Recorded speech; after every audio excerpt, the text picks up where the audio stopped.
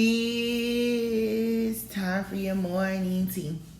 It's time for your morning tea. Today's morning tea is how bad do you want it?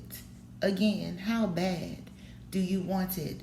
I want you to look to your right hand side. There's a subscribe button and a bell there. Tap both of those. What happens is you will receive my notifications immediately when I upload, and I pretty much upload really early in the morning. So guess what? You can sip on your tea all day long. Let's get to sipping. How bad do you want it? Sometimes we find ourselves in situations that I want to say either they are self-inflicted or it was just a part of our journey. It was a part of the plan for our lives. The thing is that when we stop to think about it, how bad do we want to get to the end of that situation, to the end of that storm? How bad do we want to get to the end? Does the situation seem like it's much worse than our desire to get to the end, to get through this, to finish it, to see it all the way through? Like, is the situation that bad? So there are times that we can seek the advice from others and the guidance of others, and some people will brush you off and say, "Oh, girl, you know it's not that bad. Oh man, you can get through this. Oh man, you've been through worse." We can't discount or minimize what someone is going through during their situation, or how bad they are viewing it, or sometimes it looks or feels worse than it actually is, but we can't discount them. I cannot discount what you're going through, because it may be, I want to say, you know how when they say it rains, it pours, it can be a combination of situations that make it seem like it's worse right now than it has been ever before. But how badly do you want to get through this? How badly do you want to get to the end? How badly do you want to see the joy that comes in the morning? How bad do you want to reap what you've sown? How bad do you want to reap the harvest because you've put in the work? How bad do you want it? The situation is temporal. This is something that's temporary. We don't know how long it's going to last, but I promise you, you will outlast it.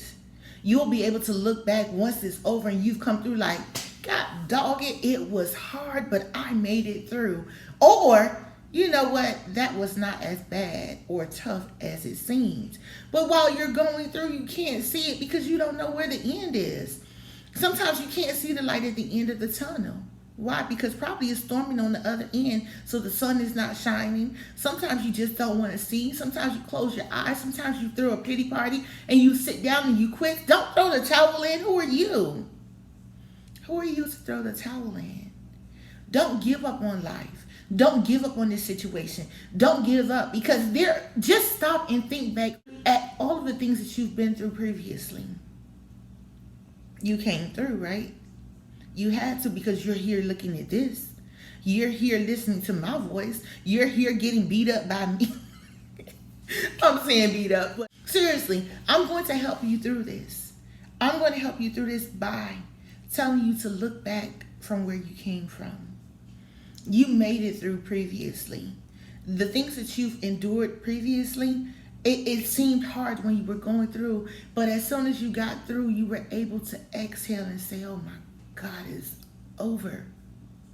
There's a start and there's a finish to everything. There's a beginning and there's an ending to everything. We serve the author and the finisher of our faith.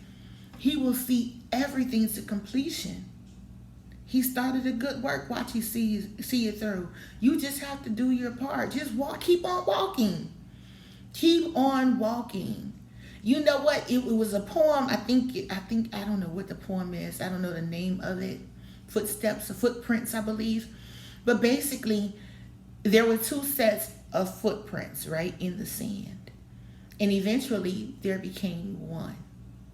And a person thought that God left them, that they were abandoned, they were going through by themselves. But then they realized that they were being carried.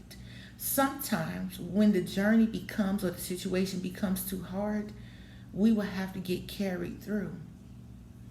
But God knows, and you know, and even the people that's surrounding you, and even I know that you can make it further along. You're not dehydrated. You're not about to faint. You are not about to faint. You're going to reap. You're going to get to the end of this. And when you do, you're going to have me at the end cheering you on, saying, you know what? I knew it. I'm right there cheering you on right now. You just could not hear it previously because you were just so, I want to say, caught up in your own thoughts in the situation. Sometimes the situation itself, things that we're in, I guess the storm that we're in, it sounds loud. But we have to find that quiet place. We have to find a place of resolve. Whether it's in us, whether it's in the God that we serve, there's a peace which surpasses all understanding. Find that peace. Tap into that peace. That peace will help you obtain that. How bad do you want it? Because you are not a quitter. You're going to see your way through. You couldn't hear me previously, but you hear me now. You couldn't hear me at the finish line cheering you on, but you hear me now. Get up. I want to say, take a swig of your water. Find something to eat. Wash your face. Do not let people see that you're going through. Like, I don't look like what I've been through. That's a cliche, but it's the truth. It's the truth. If you sit back and you listen to the stories of those who have crossed your path, I bet you at least one of them, you'll be like, oh, you don't even look like you went through that. There's grace and there's mercy for this journey. There's grace and there's mercy for this situation. You will make it through. As usual, it's been a pleasure serving you. I know this week, this topic right here about the situations and storms, this topic is very deep. It's kind of heavy, but someone needs it.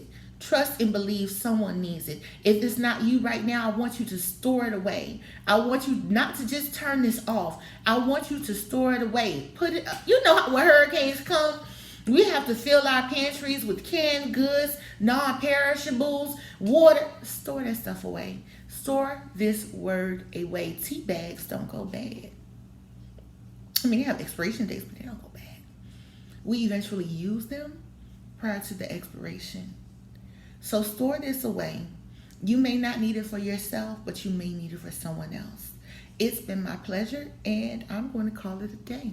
Ciao.